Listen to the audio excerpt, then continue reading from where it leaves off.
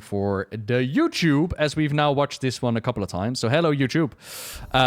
For those who might have missed it, they have done a official trailer, Shadow and Fury, The War Within, for World of Warcraft, where a couple of heroes are being portrayed for this trailer. Let's listen to what Xal'atath has to say. For so long, I've watched you all. Your mortal struggles, your proud defiance, the loneliness you pretend not to feel. So Xal'atath mentions that she's been watching us for a long time, and of course it's anybody's guess exactly how long she's been watching us, because Xal'atath, for those unaware, Xal'atath is connected to the Legion artifact for Shadow Priests, and that's when Shadow Priests picked it up in Legion. But she's played a role much earlier in Azeroth's history. For example, she was wielded by Modgud, Queen of the Dark Islands. Dagran's great-great-great-great-great-great-grandmother wielded Xal'atath once upon a time.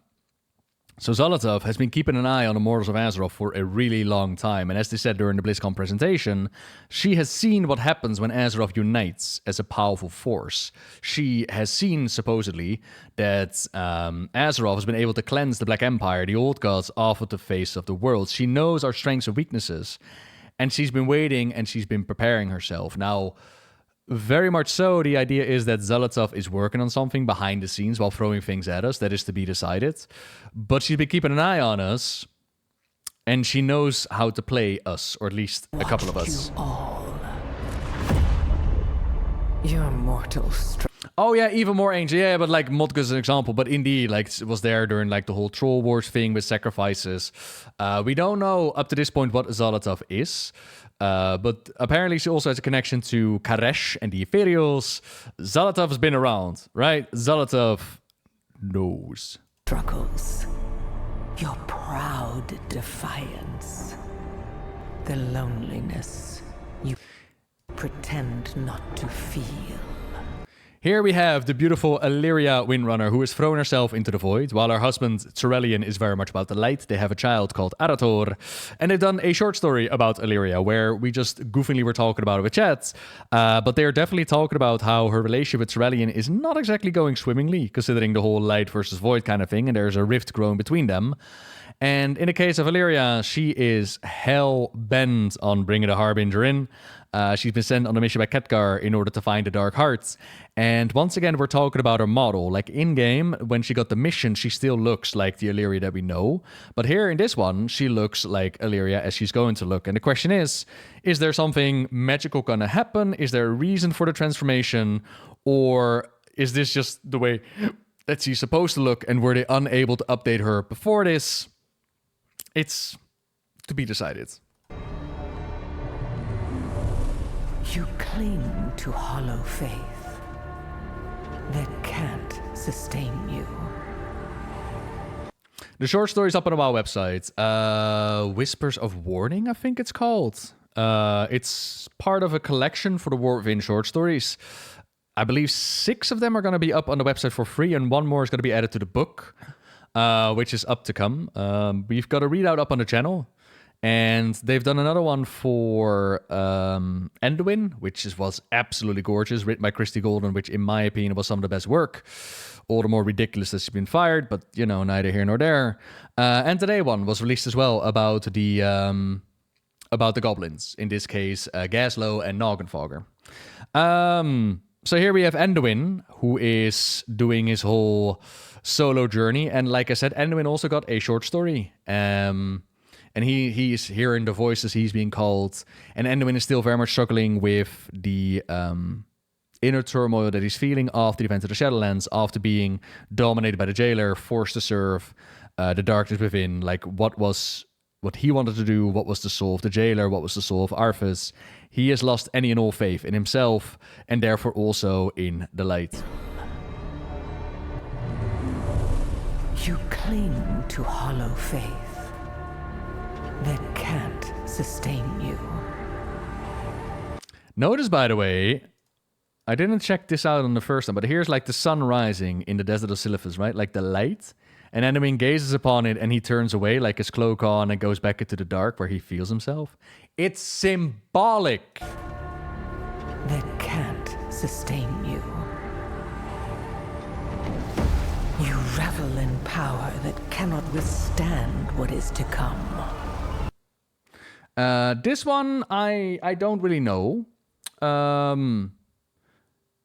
this one might be connected to just magic in general, unable to stand up to the void. But if there's something with Jaina coming up, I'm not exactly sure. Last time with Jaina, not counting Kidnapped into the Shadowlands, like her major arc was kind of finished with Pride of Kaltyrus back at Battle for Azeroth, in which Jaina returned home and had to deal with stepping away from her father in Warcraft 3, had to reconnect with her mother, and became the ruler of Kaltyrus. Wonderful questline, probably one of the better ones that they've done, in my opinion. But here she's standing. I'm assuming that this Kaltyrus, because she does mention that the Tide Speakers also hear like the voice. But something about the power is unable to stand up against Xal'atath. Now, it might just be in a general sense of, no matter what you do, you're not going to be able to hold up against me. There might be more to it. Maybe we're actually going to dive into a Jaina's war within. Like, that's definitely a running theme with the expansion and the storylines, like the wars within, right? Alleria with the void and her loved ones, Anduin with his connection to the light. But what would Jaina's war within be, right? Maybe that's going to be a thing, or maybe it's just a sense of none of your magic is going to be able to hold up against me. You revel in power that cannot withstand what is to come. You convince yourselves that you are of purpose. That your great deeds can make a difference. This right here is Magni Bronzebeard, who was crystallized just before the Cataclysm as he went through a ritual in order to communicate with the lands, and they had to figure out, like, okay, what exactly was happening to the world. Deathwing was breaking out, but they didn't know that at the time, and he went through a ritual, but instead of communicating with the land, he became one with the land. He was crystallized. Eventually, he woke up with Legion, I believe, as Azeroth was calling to him, and he became the speaker of the world. And so he helped us with Legion, he helped us with Battle for Azeroth, we had to heal the wounds of the planets, and he fulfilled his mission. The King of Diamonds made a pawn, but was able to fulfill his mission of cleansing the world of Azeroth, and now she was healing. But then what? And as we can see, Magni is still very much crystallized. Now, he has been on adventures, right? Like, there's a book called Exploring Azeroth Northrend, in which he has, like, a road trip with his two brothers, and they explore Northrend together. So it's not like he's been stuck in the Chamber of Heart all this time. But he is still crystallized, and that creates a rift between himself and his loved ones, and he's very much like, okay, job done. Now what? Am I going to be stuck as the King of Diamonds forever? What the heck's happening? As well as when he like makes his fist, like you can see a little bit of dust coming out. I wonder if his crystalline form is already deteriorating, because he doesn't look as sparkly as he used to. Is he sick? Is that what's happening? Like, you see that? I didn't notice that at first. Look at that. Look at that. Look like. I wonder if he's like dustifying. But deep down, you know the truth. That when all your illusions are burned away, all that is left is your fury.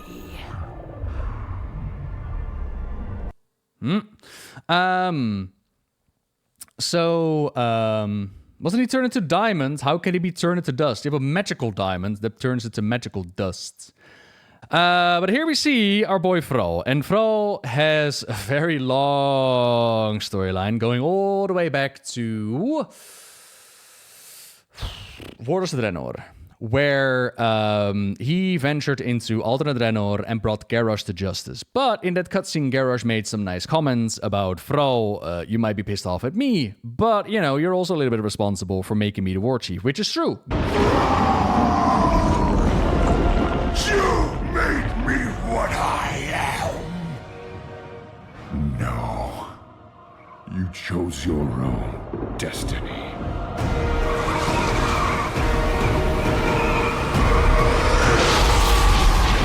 Garrosh literally told Thrall, don't make me the war chief. Cairn told Thrall, don't make him the war chief. And Thrall was like, lol, nah, I'm gonna make him the war chief. Meanwhile, Thrall became like the hero of the Cataclysm and got a wife and children. But still, like, Gerarch had to be brought to justice. And Thrall was the one who gave him the chair. But ever since then, he's been struggling with his inner emotions, his inner turmoil. And while there's a discussion going on amongst the community, like, did he cheat during the Mak'gora or not? That's not really relevant. The elements do not care. They're not the referees of a Mak'gora. It is his elemental, his emotional turmoil that is disconnecting from the elements, as they told us during the Legion Doomhammer storyline. But as you can tell, that's Legion. That is a long time ago. And in between, we did see the Shadowlands, in which Thrall, together with some other leaders, they were kidnapped into the Shadowlands. They were tortured into Torghast with some of Jaina's most horrific voice acting, because we don't exactly see what's going on, which makes it all the more worse. But by the time that we liberate Thrall from Torghast, we see something really interesting, which is he's using the elements again. Elements, hear me. Give me the strength to... This is actually a huge moment for Thrall. His emotional turmoil of placing Gerarch in charge of the Horde and all that followed after. His connection to the elements, it became muddy, so much so that he passed on the Doomhammer and leadership of the Earthen Ring to the Shaman of Legend in Legion. Ever since that, we've just seen him swing his weapon around or throw his axe away or bonk people on the head with a crossbow. But here, right here and now, the elements respond to his call. He even does his earth grabby hand thing, and with his aid, we're able to save the shaman. At last, the torment is over. And apparently that didn't mean that he reconnected to the elements. Apparently that just meant that he could use the elements for a little bit. He apparently still struggles with his war within, which is connecting to the elements.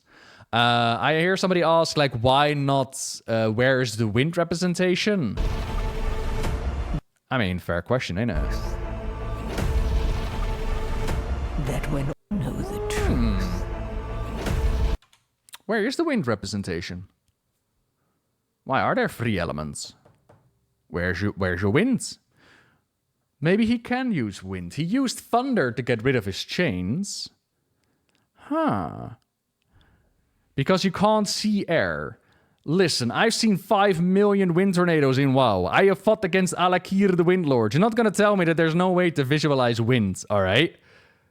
It could be the wind that's carrying the earth. I guess. That could be a thing, I suppose. Huh.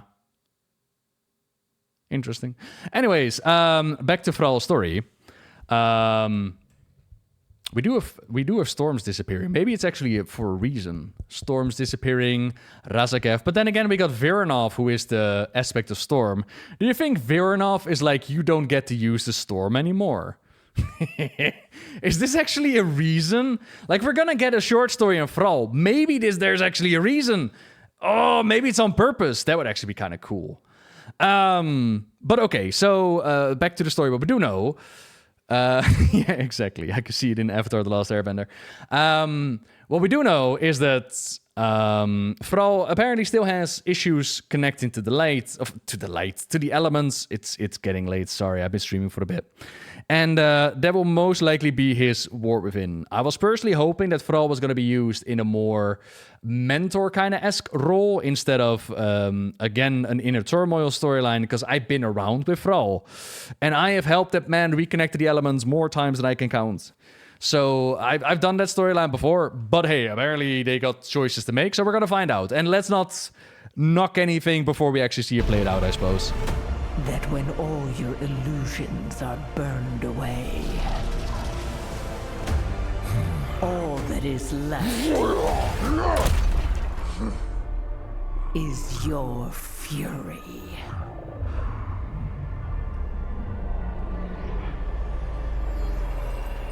And in the end, your glorious fury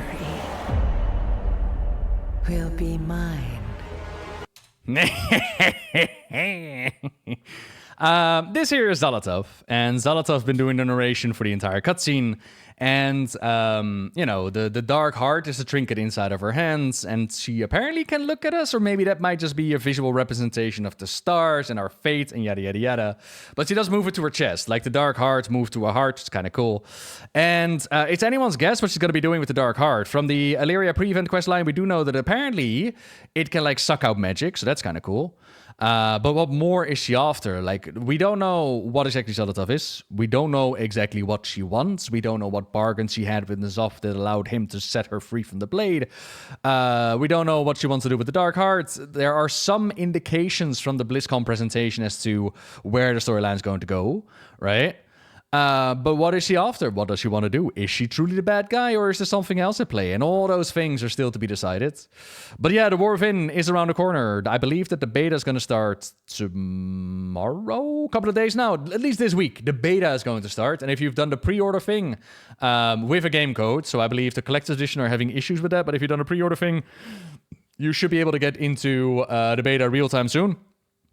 Of course, on the YouTube channel, we've also done a couple of coverages of the War of Wrynn Alpha, given some extra explanations behind some of these storylines I've done with these cutscenes as well. And back to the quality of this cutscene right here. What is really cool to see is I think this is a 2.5 or 2.7, as somebody mentioned in chat. The quality of these cutscenes. So imagine that this is also going to be playing in-game, because we have seen moments where they're in-game 2.5D cutscene. This is not the last time we're going to be seeing this, I'm pretty sure. Which, looking at the quality, is fucking sick. This is really, really cool use of the models and in-game tech. So, yes, please, bring on more of it. I'm ready for it. But there you go. There's my reaction. Hope you enjoyed, everybody. Bye-bye.